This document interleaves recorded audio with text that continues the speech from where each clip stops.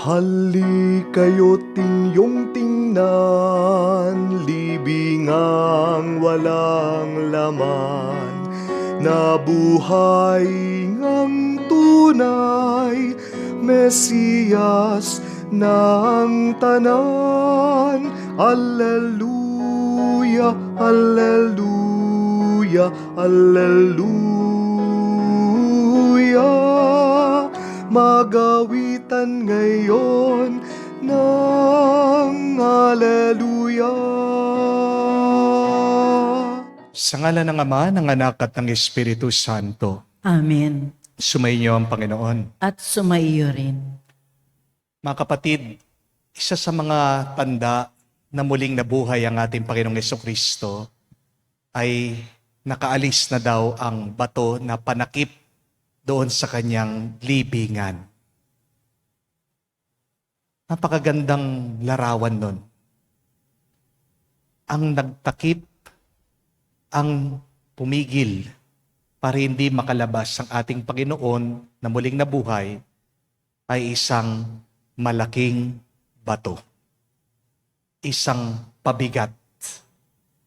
Pero sa kapangyarihan ng Diyos, yan ay naialis niya. Napakagandang paalaala niyan na huwag mo nang ibabalik ang inalis ng mabigat o balakid ng Diyos. Yan ang dahilan bakit napakarami sa atin ang nagdurusa at nahihirapan. Hindi mo naman kailangan iyang bato ng iyong takot. Pero palagi mo pa rin nilalagay sa iyong isip. Kaya ka naman nahihilo. Hindi mo naman kailangan ilagay yung bato ng paninira ng ibang tao. Kaya naman, sumasakit naman ang iyong loob. Hindi mo rin naman kailangan ilagay yung bato ng iyong mga pag-aalala dahil hindi ka makabayad sa iyong mga utang. Ilalagay mo ang iyong mga takot sa iyong bulsa. Kaya napakabigat ng iyong pag-asenso. Ano yung bato na hindi mo maialis? Kapatid, lumapit ka sa ating Panginoong Jesucristo. Hindi ikaw makakapag-alis niyan, kundi tanging siya lamang sa tulong ng kanyang kapangyarihan. At kapag naialis na natin itong mabigat na bato, tayo ay lalaya, tayo magiging payapa. At para tayo ay makitang karapat-dapat makatanggap sa mga banal na misteryo, hilingin natin muli ang awa at pagpapatawad ng Diyos. Inaamin ko Sa makapangyarihang Diyos at sa inyo mga kapatid, na lubha akong nagkasala sa isip, sa salita, sa gawa, at sa aking pagkukulang. Kaya isinasamo ko sa mahal na Birheng Maria, sa lahat ng mga anghel at mga banal, at sa inyo mga kapatid, na ako'y panalangin sa Panginoong ating Diyos. kaawaan tayo ng makapangyarihang Diyos, patawarin tayo sa ating mga kasalanan, patnubayan tayo sa buhay na walang hanggan. Amen. Panginoon, kaawaan mo kami. Panginoon, kaawaan mo kami. Kristo, kaawaan mo kami. Kristo, kaawaan mo kami. Panginoon, kaawaan mo kami. Panginoon, kaawaan mo kami.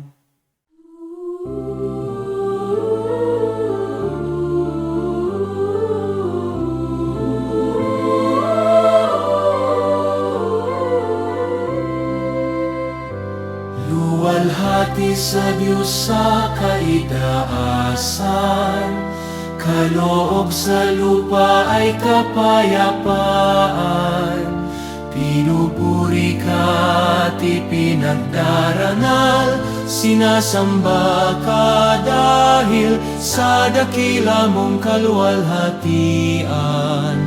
Panginoon naming Diyos, Hari ng langit, Amang makapangyarihan, Panginoong Hesukristo, buktong na anak ng Diyos, kordero ng Ama, ikaw na nag-aalis ng mga kasalanan ng sanlibutan.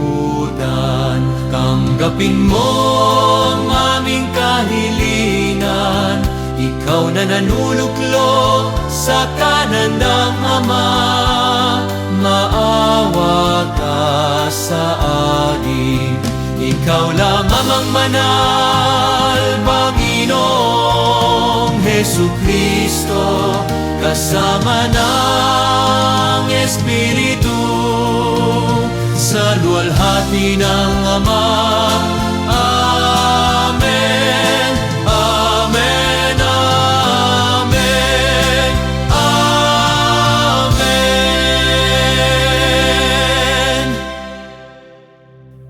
Manalangin tayo. Ama naming makapangyarihan, lagi mong dinaragdagan ang mga supling ng iyong sambayanan. Ipagkaloob mo ang tinanggap nila sa pananampalataya, ay laging pakinabangan nila sa pagdiriwang damadal na salo-salo. Sa pamagitan ni Jesucristo kasama ng Espiritu Santo, magpa sa walang hanggan. Amen.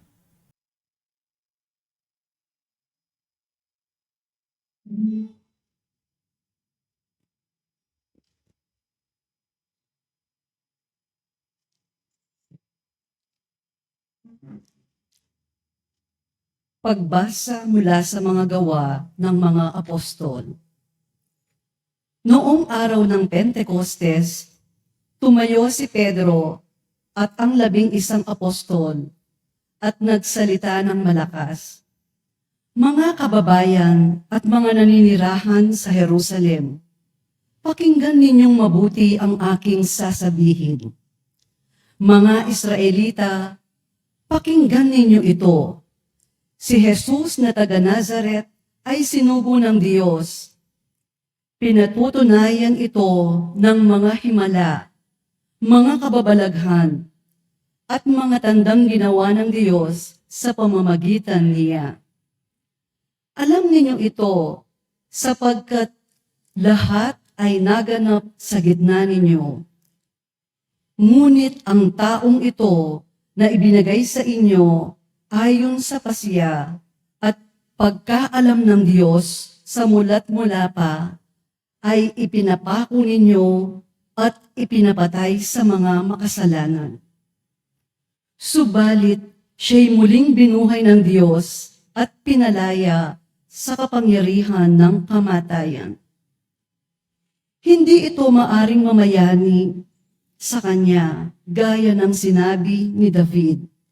Nakita ko na laging nasa tabi ko ang Panginoon.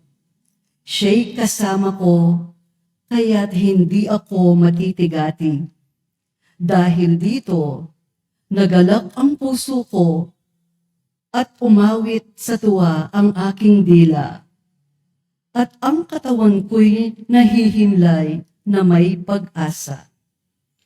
Sapagkat ang kaluluwa ko'y di mo pababayaan sa daigdig ng mga patay, at hindi mo itutulot na mabulok ang iyong banal. Ituro mo sa akin ang mga landasing patungo sa buhay, dahil sa ikaw ang kasama ko. Ako'y mapupuspos ng kagalakan.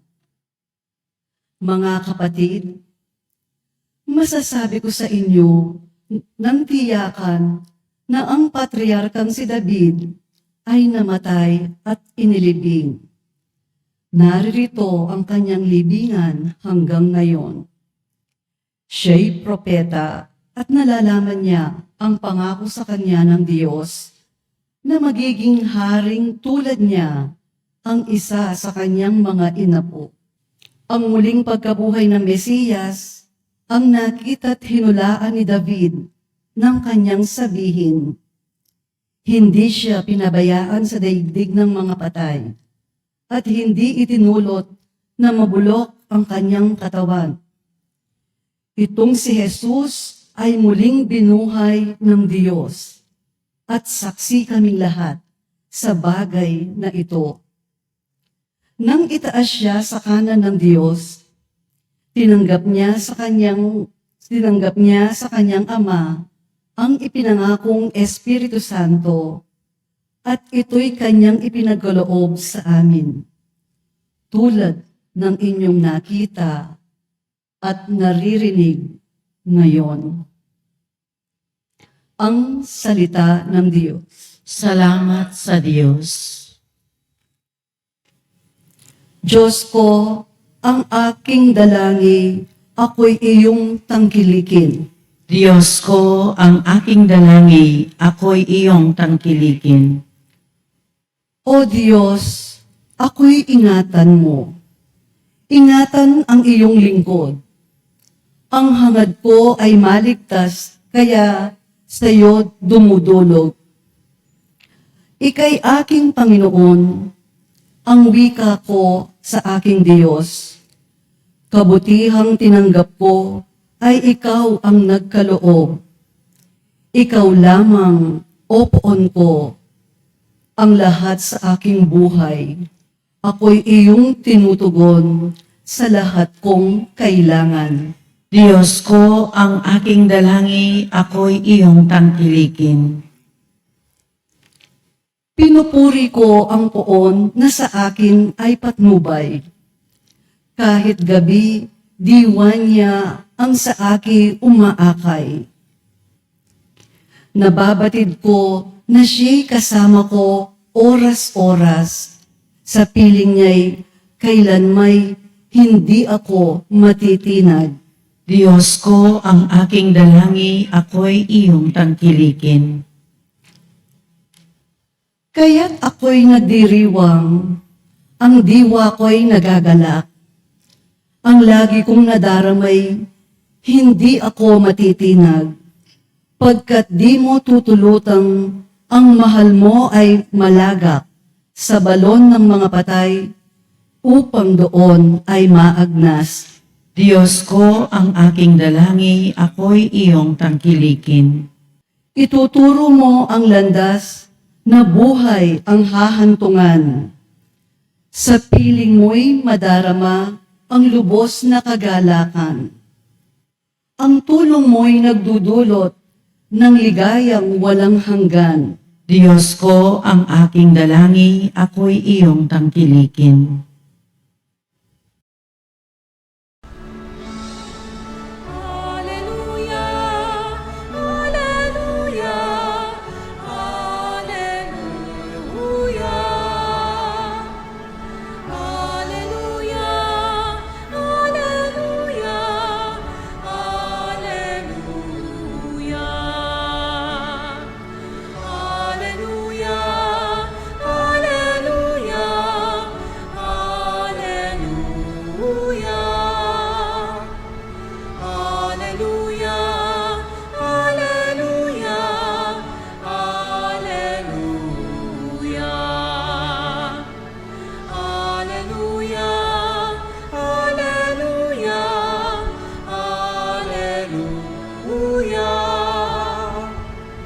Hallelujah, hallelujah, hallelujah.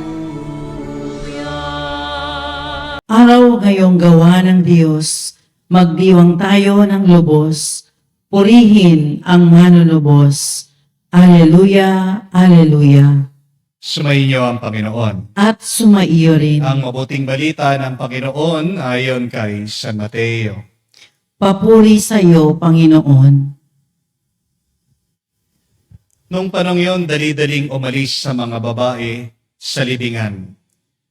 Pinagarian sila na magkahalong takot at galak at patakbong nagpunta sa mga alagad upang ibalita ang nangyari. Ngunit sinalubong sila ni Jesus at binati. At lumapit sila, niyakap ang kanyang paa at sinamba siya. Sinabi sa kanila ni Jesus, huwag kayong matatakot. Pumayo kayo at sabihin sa mga kapatid ko na pumunta sila sa Galilea. At makikita nila ako roon. Pagkalis ng mga babae, pumunta naman sa lungsod ang ilan sa mga kawal na nagbabantay sa libingan at binalita sa mga punong saserdote ang lahat na nangyari. Nagtipon-tipon ang mga ito at matapos makipagpulong sa matatanda ng bayan, sinuhulan ng malaki ang mga kawal. At inutusan sila ng ganito ang ipamalita. Samantalang natutulog kami kagabi na parito ang kanyang mga alagad at ninakaw ang kanyang bangkay. Sinabi pa nila, huwag kayong mag-alala. Makarating man ito sa gobernador, kami ang bahala. Tinanggap ng mga bantay ang salapi at ginawa ang bilin sa kanila. Hanggang ngayon, ito pa rin ang sabi-sabi ng mga Hudyo. Mga kapatid, ang mabuting balita ng ating Panginoon. Pinupuri ka namin, Panginoong Heso Kristo. Magandang araw po muli sa inyong lahat and a happy Easter po sa inyong lahat. Pag-greet nyo naman po mga katabi nyo, Happy Easter. No? Happy Easter po sa inyong lahat. At ganyan din po, Happy Easter sa lahat ng mga sumusubaybay sa atin online, lalong-lalo na sa mga ibang bansa. Pinagdarasal po namin ang inyong kaligtasan pa rin. Narinig po natin ngayon sa ating mabuting balita ang kwento ng pagpapakita ng muling nabuhay na ating Panginoong Jesucristo sa mga babaeng kasama niya kung siya pa ay nagmimisyon. Pero ang tanong, bakit sa mga babae siya unang nagpakita? Pwede naman po, di ba? Unang magpakita muna siya sa mga alagad niyang lalaki, sa mga apostol. Para naman pagalitan niya ang mga ito, bakit iniwan siyang mag-isa doon po sa Kalbaryo? Maalala niyo, isa lang po ang naiwan sa Kalbaryo, si San Juan lang. Maaari din naman pong magpakita ang muling nabuhay na Panginoon kay Pilato. At patunayan niya, totoo nga siyang hari, hindi lang ng buong sansinukob, kundi pati ng langit. Maaari din naman pong magpakita, unang-una, ang ating Panginoon sa mga Pariseo at sa mga pari ng templo para mapahiya sila doon sa ginawa nilang pagpapahirap sa Kanya sa krus. Pero bakit sa lahat na pwedeng puntahan ng ating Panginoong Jesucristo, sa mga babae pa siya unang nagpakita? Kasi, alam naman po natin, chismosa ang mga babae. Hindi po ba? At sigurado, mas madaling pumalat yung balita tungkol sa muling pagkabuhay ng ating Panginoong Jesucristo. Tama po ba? Ayaw sumagot ng ibang babae. Silence means yes. Biro lang po. Pero mga kapatid, may mas malalim pa pong dahilan kung bakit ang mga alagad na babae ay ang unang-unang mga tao kung saan nagpakita ang ating Panginoong Jesucristo na muling nabuhay. Hindi po ito aksidente. Hindi po ito pagkakataon lang. Ito po ay mensahe para sa ating lahat. At kung gusto talaga nating maranasan ang resurrection ng ating Panginoong Jesucristo, kailangan nating tandaan ang tatlong bagay na ito. Unang-una, nagpakita ang ating Panginoong Jesucristo sa mga babae dahil malapit sila sa Kanya. Ang sabi, maaga pa lang pumunta na ang mga babae doon sa libingan ng ating Panginoong Jesucristo.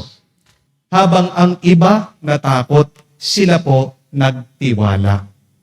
Habang ang iba tumakbong palayo, sila naman po ay lumapit. Mga kapatid, ang Diyos hindi po nagpapakita sa mga malayo sa Kanya. Nagpapakita ang Diyos sa mga lumalapit sa Kanya. The resurrected Christ shows Himself to those who draw near to Him. Mga kapatid, tandaan po natin na pag malayo din ang puso mo sa Diyos, hindi mo siya mararanasan. Amen? Kaya bago ka magreklamo, bakit walang grasya sa iyong buhay, tanong mo muna sa iyong sarili. Pagmunihan mo, gaano ka ba kalapit sa ating Panginoong Jesucristo? Yan ang problema kasi natin eh. Gusto nating mabasbasan, pero ayaw naman nating lapitan yung nagbabasbas sa atin. Maraming mga taong ganyan. Gusto ng pera, ayaw naman magtrabaho. Di po ba? Gustong maging healthy, ayaw naman lumapit dun sa pagkain na healthy. Gusto maging masaya, pero ayaw umalis dun sa mga nakaka-depress sa kanila. Tanong mo sa iyong sarili, saan ka ba nakalapit? Tandaan din po natin, habang ikaw ay nagkakasala, lumalayo ka sa Diyos. What blocks you from experiencing the grace of the resurrected Christ is your sin. Amen? Kaya, wag mong i-expect na makakaranas ka ng pagpapala, ng bendisyon, kung pinipili mo naman araw-araw na magkasala. Amen? Kaya, kung pakiramdam mo, parang napakalayo mo sa Diyos. Baka hindi naman siya ang lumayo eh. Baka mismong ikaw, nilalayo mo ang sarili mo sa Diyos. Lumapit ka. Pumasok ka sa simbahan. Magdasal ka kahit na hindi mo feel. Yan yung paglalapit ng ating loob sa Diyos. At dyan natin mararanasan ang kanyang presensya, ang kanyang pagmamahal. Amen? Pangalawa po, nagpakita si Jesus sa mga babae dahil tapat sila sa Kanya. Take note of that. Hindi lang po mga babae nagpakita ang ating Panginoong Jesucristo. Take note of this. Hindi lang po basta-basta sa mga babae nagpakita ang ating Panginoong Jesucristo. Nagpakita siya sa mga alagad na babae. Ang tunay na alagad, tapat. Do not call yourself a disciple if you are not faithful. Amen? Hindi lang po present yung mga babaeng ito noong masaya. Present din sila noong may luha na. Hindi lang po present ang mga babaeng ito nung pong may himala. Present din sila kahit na mayroon ng trahedya. Mga kapatid, madaling sumunod kapag okay ang lahat. Pero ang tunay na pagmamahal, nananatili kahit mahirap na. Tandaan, may gantimpala ang pagiging tapat. At ang gantimpala ng katapatan sa Diyos ay ang kanyang presensya na pinagmumulan ng ating buhay. Baka hindi niyo po alam ito. Ang Spotify, yung pong application, yung pag ginamit nyo, makakarinig kayo ng music. Yung pong application na yan, hindi po kumita for 16 years. Grabe po, no? Ilang pong taon, wala pong profit. Ilang taon, walang nangyari. Ilang taon, puro pagod, puro investment. Kaya, kung ikaw siguro yun, baka sinabi mo, tigil na, suko na, wala namang resulta. Pero hindi po sila tumigil. Nagpatuloy sila. Naging tapat pa rin sila dun sa kanilang ginagawa. Kahit na wala silang nakikitang bunga, hindi po sila huminto. At ano po ang nangyari? Pagkalipas ng maraming taon, nung 17th year, doon pa lang sila kumita, bilyon-bilyon na. At ngayon, sa buong mundo, ito yung number 1 app ng music. Ginagamit ng napakaraming tao. Mga kapatid, kung ang katapatan sa trabaho may gantimpala, di ba mas higit pa ang gantimpala pag ikaw ay tapat sa Diyos? Kung ang mga kumpanya, mga tao, marunong magbigay ng reward, lalong-lalo na ang Diyos. Di po ba? Kasi kita ng Diyos ang lahat. At kita din ng Diyos kung meron kang isang tapat na puso. Ang Diyos pa, siyang nagbibigay ng biyaya, kapayapaan, at buhay na walang hanggan. Kaya kung ang pakiramdam mo, matagal ka na nagdarasal, pero wala pa ring sagot, nagsisimba ka, pero wala namang nangyayari. Gumagawa ka ng mabuti, pero walang nakakapansin. Huwag kang titigil. Dahil ang Diyos, pinapakita niya ang kanyang kalwalhatian sa mga taong tapat at sa mga taong hindi lumalayo sa Kanya. Amen? Pangatla po at kahuli-hulihan. Nagpakita si Jesus sa mga nalulungkot at nahihirapan. Sino pong unang naka-experience ng resurrection? Hindi po yung mga nagsasaya o yung mga nagdidiwang. Nagpakitang unang-una ang muling nabuhay na si Jesus doon sa mga umiiyak. Hindi sa mga malalakas nagpakita ang ating Panginoong Jesucristo, kung hindi sa mga sugatan. Hindi nagpakita ang ating Panginoong Jesucristo sa mga kompleto, kung hindi sa mga may sugat sa kanilang mga kalooban. Mga kapatid, napakaganda po, tandaan natin. Ang Diyos, hindi po siya dumarating kapag okay ka na. Mas dumarating ang Diyos kapag sayid na sayid ka na, kapag wasak na wasak ka na, kapag ayaw mo na at bigat na bigat ka na. Amen? Kaya, kung ikaw ay nasasaktan ngayon, kung ikaw ay umiiyak, kung ikaw ay nalilito at hirap na, good news. Ikaw ang unang pupuntahan ng ating Panginoon because God draws near to the broken-hearted. Mga kapatid, muli na pong nabuhay ang ating Panginoong Jesucristo. Pero, tayo kaya? Baka paulit-ulit pa rin tayo bumabalik sa mga libingan. Ang sabi, wala na ang Diyos dun sa libingan. Kaya tigilan mo na pabalik-balik pumupunta sa iyong kamatayan. Lumapit ka sa Diyos na buhay. Naghihintay siya sa iyo sa simbahan. Maging tapat ka sa Kanya kahit na nahihirapan ka at huwag mong tatakasan ang iyong lungkot. God meets you where you are. At dito mo mararanasan ang tuwa at kapayapaan na muling nabuhay na si Kristo. Hindi lang ngayon o hindi hanggang sa magpa sa walang hanggan. Amen. Tumayo po tayo, alay po natin sa Diyos ang ating mga dasal at panalangin. Sa gitna ng ating kagalakan, dahil nagtagumpay si Kristo sa kamatayan, at siya ang niluwalhati, ilapit natin sa Diyos Ama ang ating mga pangangailangan. At isabihin, Panginoon, dinggin mo kami. Panginoon, dinggin mo kami. Ang simbahan naway magpanibago kay Kristong muling nabuhay at maghatid ng mensahe ng pag-asa at pag-ibig sa buong mundo. Manalangin tayo sa Panginoon. Panginoon, dinggin mo kami.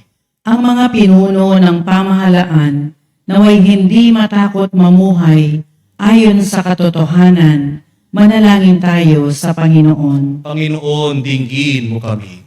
Ang kapayapaan ng Panginoong muling nabuhay naway manahan sa ating mga puso at sa ating mga tahanan at lumaganap sa buong mundo. Manalangin tayo sa Panginoon. Panginoon, dinggin mo kami. Sa katahimikan po ng ating puso, sabihin natin sa Diyos ang ating mga personal na pangangailangan.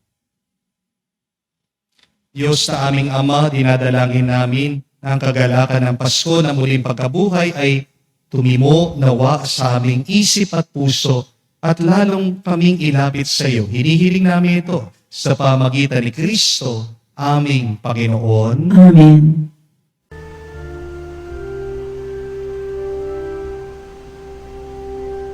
Lord, we gather today in your house.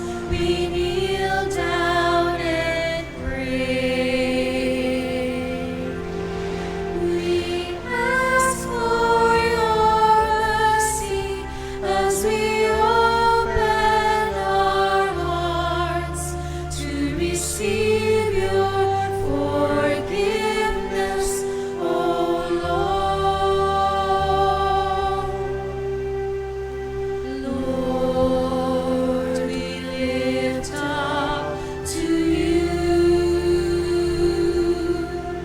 all these gifts we offer for your glory. We will eat this living bread. We will drink this saving cup and feel your presence, O Lord. As we offer this bread and as we bring you this wine, bless them, Lord Jesus. Feed us now, give us life. Send us your Spirit, the source of our lives, and together we will serve you with love. Manalangin kayo mga kapatid para ang ating mga paghahain ay kalugdan ng Diyos, amang makapangyarihan. Tanggapin nawa ng Panginoon itong paghahain sa iyong mga kamay, sa kapulihan niya at karangalan, sa ating kapakinabangan at sa buong sambayanan niyang banal. Manaming lumikha, tunghayan mo ang mga alay ng iyong sambayanan upang ang iyong binigyan ng bagong buhay sa pagsampalataya sa iyong ngalan at pagkadalisay nung sila'y bininyagan ay makapakinabang sa ligayang walang katapusan. Sa pamagitan ni Jesucristo kasama ng Espiritu Santo, magpasawalang hanggan. Amen. Sumainyo ang Panginoon. At sumaiyo rin. Itaas sa Diyos sa inyong mga puso at diwa. Itinaas na namin sa Panginoon. Pasalamatan natin ang Panginoong ating Diyos. Marapat na siya ay pasalamatan. Ama naming makapangyarihan, tunay nga marapat ikaw ang aming pasalamatan. At lalong-lalo na ngayong pinagdiriwang ang paghahain ng Mesiyas, ang maamong tupa na tumubos sa aming lahat. Ang iyong anak na minamahal ay naghain ng sarili niyang buhay, siyang tupang maamong umako sa kaparusahan upang mapatawad ang kasalanan ng sanlibutan. Sa pagkamatay niya sa banal na krus, ang kamatayan namin ay kanyang dilupig. Sa pagkabuhay niya bilang manunubos, pag-asa at pagkabuhay ay aming nakamit. Kaya kaisa na mga anghel nagsisiawit ng papuri sa iyo. Nang walang humpay sa kalangitan, kami nagbubunyi sa iyong kadakilaan.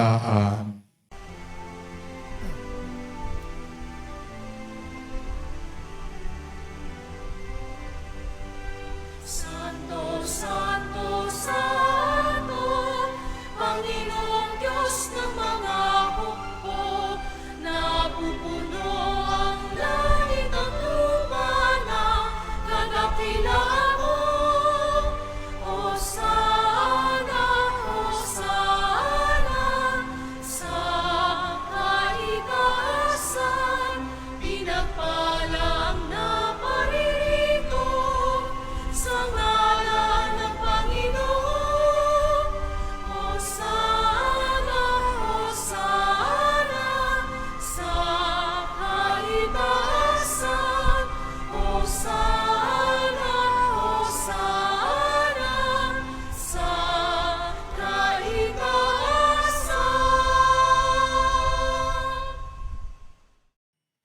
Manaming banal, ikaw ang bukal ng tanang kabanalan. Kaya't sa pamagitan ng iyong Espiritu, gawin mong banal ang mga kaloob na ito upang para sa amin, maging katawan at dugo ng aming Panginoong Heso Kristo. Bago niya pinagtiis ang kusang loob na maging handog, hinawakan niya ang tinapay, pinasalamatan kanya. Pinaghati-hati niya iyon, inabot sa kanya malagad at sinabi, tanggapin ninyong lahat ito at kanin. Itong aking katawan na ihahandog para sa inyo.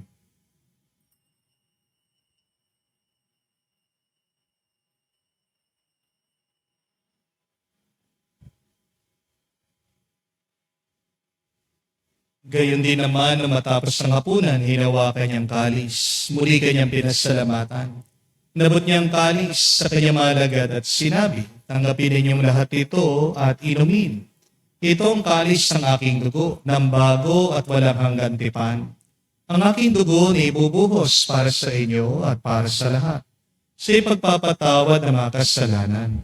Gawin ninyo ito sa pag-alaala sa akin.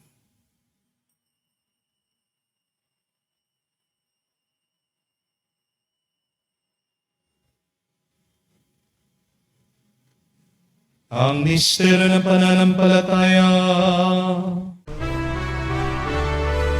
Aming ipinahayag na namatay ang iyong anak, nabuhay bilang Mesiyas at magbabalik sa wakas para mahayag sa lahat. Ama, ginagawa namin ngayon ang pag-alaala sa pagkamatay muling pagkabuhay ng iyong anak. Kaya tinialay namin sa iyong tinapay nagbibigay buhay at ang kalis na nagkakaloob ng kaligtasan. Kami nagpapasalamat dahil kami yung minarapat na tumayo sa harap mo para maglingkod sa iyo. Sinasamo namin kami magsalo-salo sa katawan at dugo ni Kristo ay mabuklod sa pagkakaisa sa pamagitan ng Espiritu Santo. Ama, lingapin mong iyong simbahan, naganap sa buong daigdig. Puspusin mo kami sa pag-ibig. Kaisa ni Leon ang aming Santo Papa, si Florentino aming Arsobispo at ng Tanang Kaparian. Alalahanin muli ng aming mga kapatid na lahimlay. May pag-asang sila'y muling mabubuhay. Gayon din naman lahat ng mga pumanaw. Kawan mo't sila't patuloyin sa iyong kaliwanagan. Kawan mo't pagindapatin kaming lahat. Makasalo sa iyong buhay na walang wakas. Kaisa na mahal na Birhen Maria, Ina ng Diyos. Kaisa ni San Jose ang kanyang maluwalhating esposo. Kaisa ng mga apostol at lahat ng mga banal na namuhay dito sa daigdig na kalugod-lugod sa iyo. May pagdiwang nawa namin ang pagpupuri sa ikararangal mo sa pamagitan ng iyong anak, aming Panginoong Heso Kristo.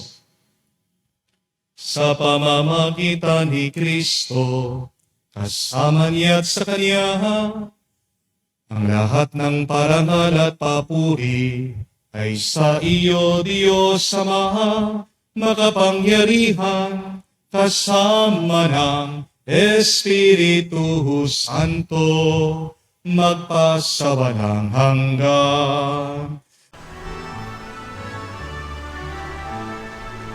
Amen, Amen, Amen, Amen, Amen, Amen. Sa nakagaling na utos at turo ni Jesus sa Panginoon natin na Diyos, ipahayag natin ang lakas loob.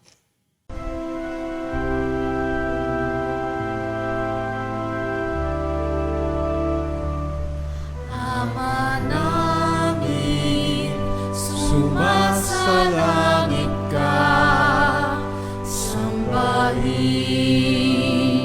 ang ngalan mo, mapasa amin ang kaharian mo, sundin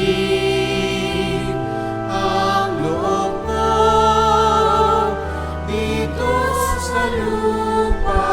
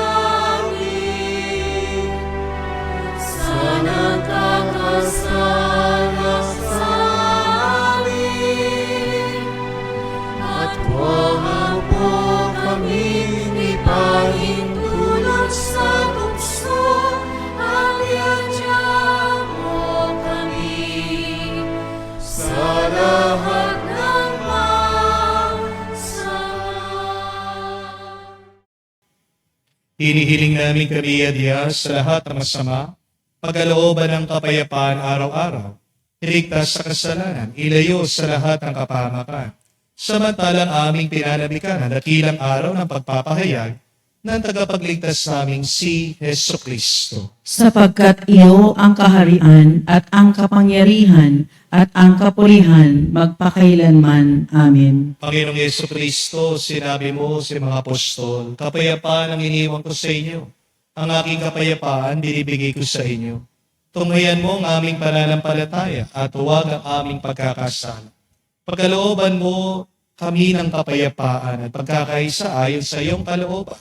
Kasama ng Espiritu Santo magpa sa walang hanggan. Amen. Kapayapaan ng Panginoon ay laging sumainyo. At sumayo rin. Magbigay po tayo ng kapayapaan sa bawat isa.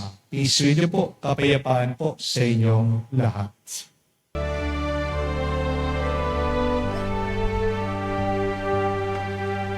Kordero ng Diyos na nag-alis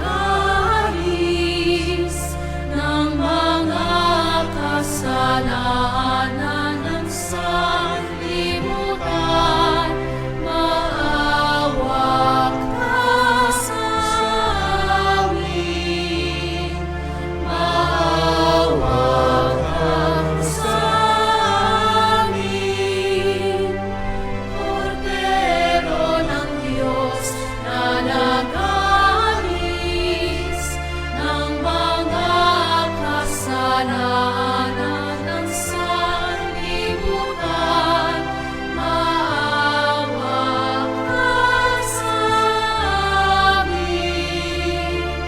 Maawa ka sa amin. Kordero ng Diyos na nag-aalis ng mga kasalanan ng sanlibutan, ipagkaloob mo sa amin ang kapayapaan.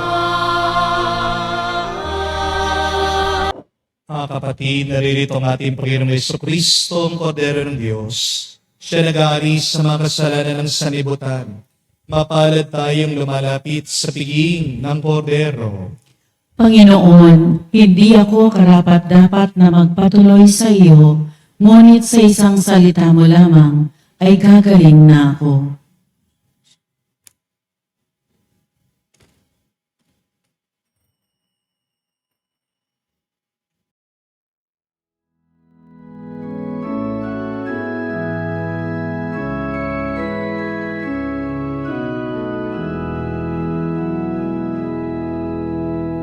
Tinanggap kong buhay na Diyos, puso ko ay nadalak. Tinanggap kong buhay na Diyos, puso ko ay natuwa. Tinapay siya ng buhay, hinati at binigay, para magbigay buhay, huwag magamba kailanman.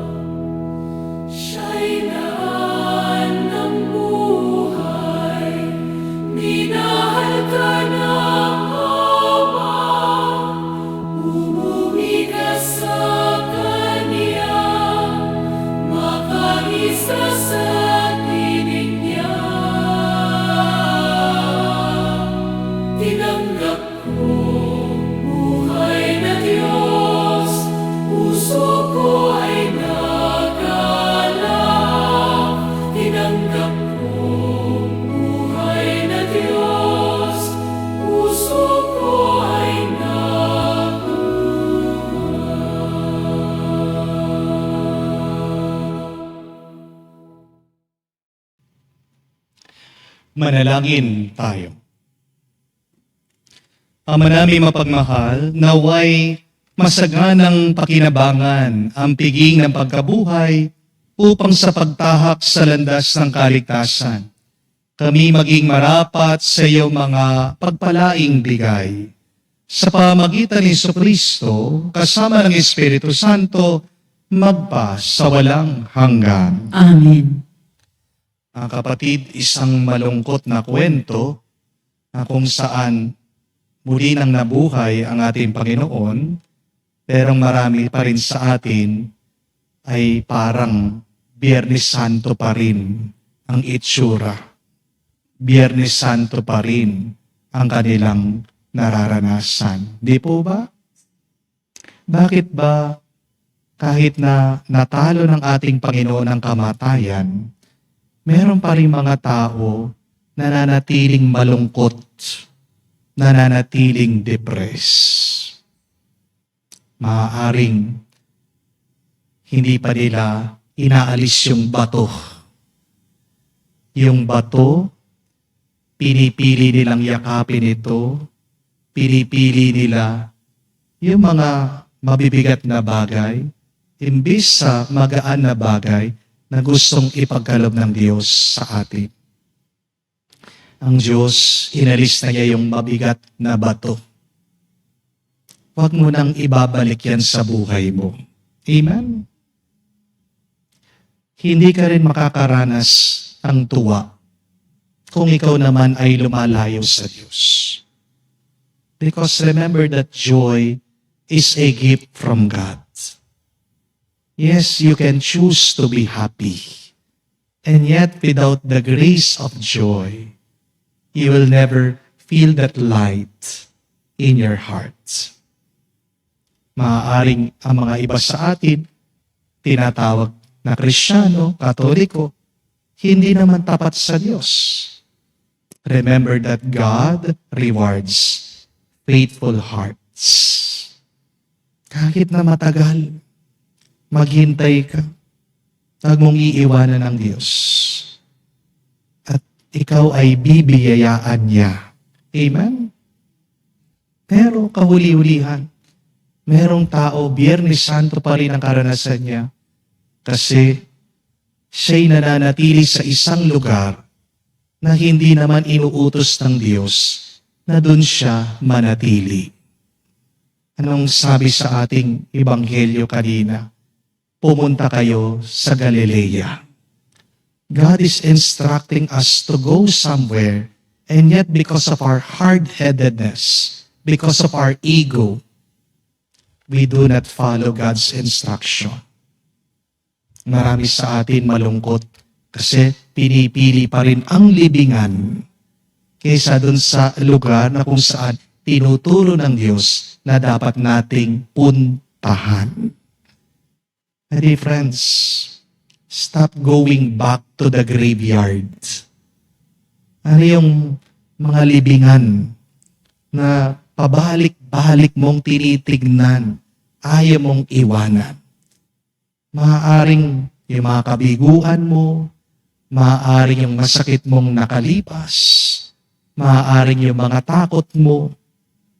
Kapatid, di mo namang kailangan na diyan ka mamalagi. Because God wants you to be free. God wants you to be happy. So, draw near to Him. So, be obedient to Him. Open your heart to the resurrected Christ.